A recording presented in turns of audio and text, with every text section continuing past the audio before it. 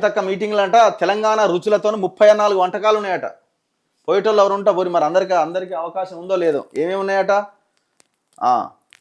తలకాయ కూర ఉందట, బోటీ ఫ్రై, తెలంగాణ మటన్ కర్రీ, నాటుకోడి పులుసు, బొమ్మిడాల పులుసు, హైదరాబాదీ చికెన్ దమ్ బిర్యానీ, మిర్చికా సలాన్, ఎగ్ ఇగురు వడ్డిస్తున్నారట. వెజిటేరియన్లు అయితే బగారా రైస్ అట, బగారా బైగన్ మసాలా కర్రీ, కందగడ్డ ఫ్రై, పాలకూర, మామిడి పప్పు, ఆలు టమాటా, చామగడ్డ పులుసు, cut చారట. ఇంకేమున్నాయా?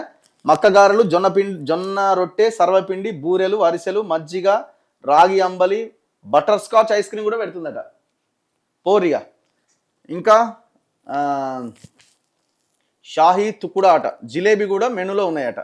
Bagara rice, white rice, sambar, రోటీ పచ్చడి, దోశ, ఆవకాయ, మిర్చి బజ్జీ, ఇక మొత్తం పెద్ద ఎత్తున ఈ ప్రోగ్రామ్ చేస్తుంది. ఆమె కటౌట్ల కోసమే కోర్టు ఖర్చు పెట్టింది. ఇవాళ అన్ని పేపర్లల్లో మొత్తం అదే, మొత్తం పార్టీకి సంబంధించిన ప్రచారమే ఉన్నది. అన్ని పేపర్లకు యాడ్ ఇచ్చింది. ఇప్పుడు ఒక్కొక్క పేపర్, ఈనాడు పేపర్లు ఇగో ఇంత పెద్ద యాడ్ ఇవ్వాలంటే ఎన్ని లక్షలు కావాలి?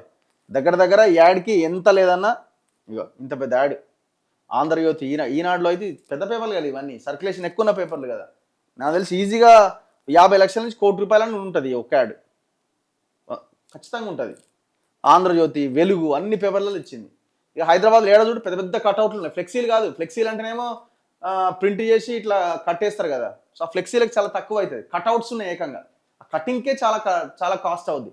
ఒక 20-30 వేలు అయింది ఒక్కొక్క కట్అవుట్కి. సో అట్లాంటివి కొన్ని 100,000 కట్అవుట్స్ పెట్టిరు. అంటే ఎన్ని కోట్లు ఖర్చు పెట్టిరో చూడు. పైసలు అయితే గట్టిగానే ఉన్నట్టున్నాయి మేడం దగ్గర, తగ్గేదేలే అంటుంది. అందుకే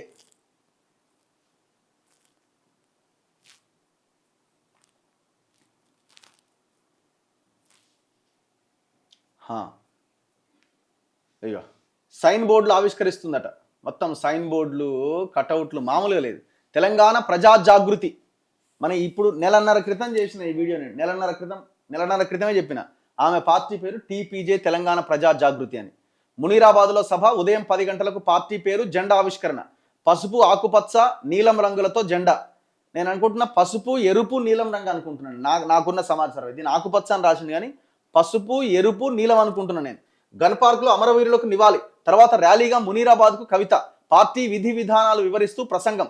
50,000 మంది హాజరయ్యేలా ఏర్పాట్లు చేసిరట పెద్ద ఎత్తున. ఏదేమైనా ఎంత ఆర్భాటం, ఎంత ఏం చేసినా అల్టిమేట్గా వాళ్ళ పనితీరు, వాళ్ళ హిస్టరీ, వాళ్ళ చరిత్ర, వాళ్ళ నేపథ్యం ఇవన్నీ యాడ్ అవుతాయి. ప్రజలు ఆలోచించి నిర్ణయాలు తీసుకుంటారు. అంత ఈజీ అయితే కాదు, చూడాలి.